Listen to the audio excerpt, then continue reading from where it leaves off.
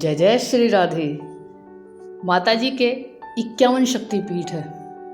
तो ये 51 शक्तिपीठ कैसे बने और कहाँ कहाँ पर है, आज हम आपको इसकी जानकारी देते हैं। तो चलिए इसके पीछे की कहानी शुरू करते हैं। हिंदू धर्म के पुराणों के अनुसार जहाँ जहाँ सती के अंग के टुकड़े, धारण किए वस्त्र या आभूषण गिरे, वहाँ वहाँ शक्तिपीठ अस्तित्व में आया।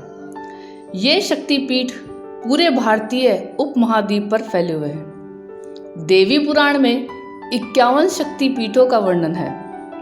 हालांकि देवी भागवत में जहाँ 108 और देवी गीता में 72 शक्तिपीठों का वर्णन मिलता है, वहीं तंत्र चूड़ामणि में 52 शक्तिपीठ बताए गए हैं। देवी पुराण में जरूर 51 शक्तिपीठों की ही चर्चा की गई है। इन 51 शक्तिपीठों में से कुछ विदेश में हैं। वर्तमान में भारत में 42, पाकिस्तान में 1, बांग्लादेश में 4, श्रीलंका में 1, तिब्बत में 1 तथा नेपाल में 2 शक्तिपीठ है। माता के इन 51 शक्तिपीठों के बनने के संदर्भ में जो कथा है वह यह है कि राजा प्रजापति दक्ष की पुत्री के रूप में माता जगदम्बिका ने सती के रूप में जन्म लिया था और भगवान शिव से विवाह किया। एक बार मुनियों का एक समूह यज्ञ करवा रहा था। यज्ञ में सभी देवताओं को बुलाया गया था। जब राजा दक्ष आए तो सभी खड़े हो गए, लेकिन भगवान शिव खड़े नहीं हुए।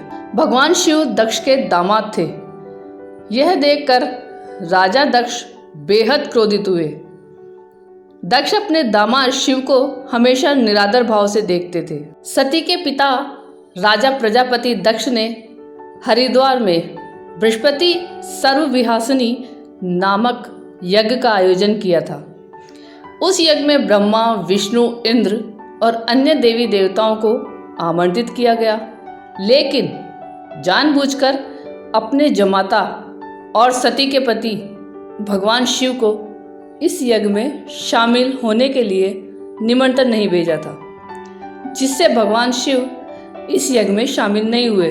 नारद जी से सती को पता चला कि उनके पिता के यहाँ यज्ञ हो रहा है, लेकिन उन्हें निमंत्रित नहीं किया गया है। इसे जानकर वे क्रोधित हो उठी।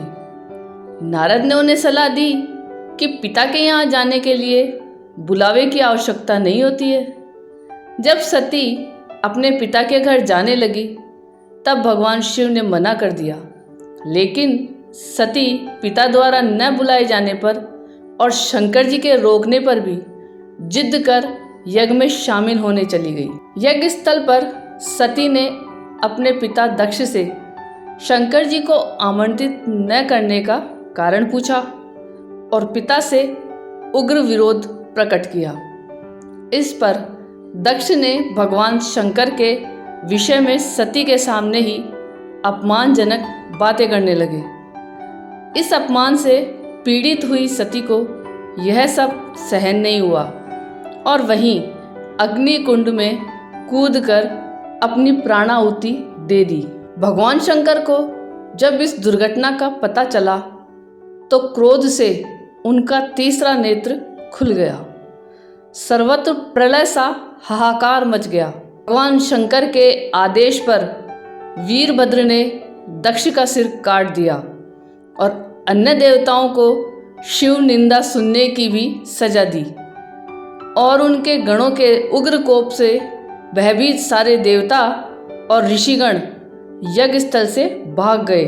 तब भगवान शिव ने सती के वियोग में यज्ञ कुंड से सती के पार्थिव शरीर को निकाल कंधे पर उठा लिया और दुखी हुए संपूर्ण भूमंडल पर भ्रमण करने लगे।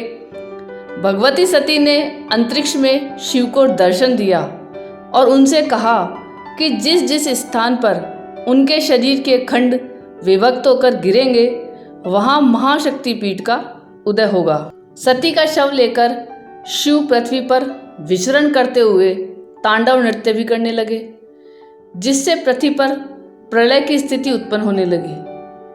पृथ्वी समेत तीनों लोकों को व्याकुल देखकर उन देवों के अनुनय विनय पर भगवान विष्णु सुदर्शन चक्र से सती के शरीर को खंड खंड कर धरती पर गिराते गए। जब जब शिव नृत्य मुद्रा में पैर पटकते, विष्णु अपने चक्र से शरीर का कोई अंग काटकर उसके टुकड़े पृथ्वी पर गिरा देते। तंत्र चूड़ामणि के अनुसार इस प्रकार जहाँ जहाँ सती के अंग के धारण किए वस्त्र या आभूषण गिरे, वहाँ वहाँ शक्तिपीठ अस्तित्व में आया। इस तरह कुल 51 स्थानों में माता की शक्तिपीठों का निर्माण हुआ।